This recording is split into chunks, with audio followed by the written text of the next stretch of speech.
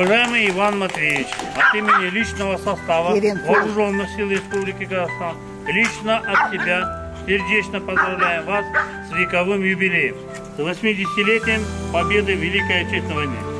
С уважением, генерал-полковник Жаксылыков Руслан Фатихович. Вот такое поздравление от министра обороны.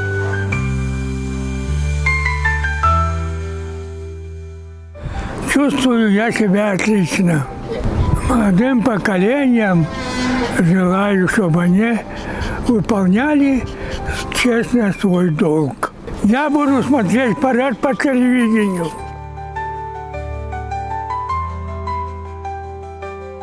Бүгін Ұлы Отан соғысы ардагері Бегунов Иван Матвеевичті 100 жас мерейтоймен құттықтадық.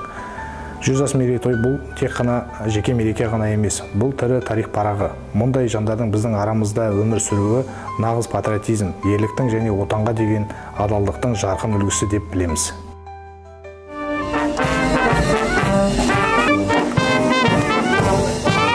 Здравствуй, наш герой Иван Матвеевич! Кип-кип! Ура! Ура!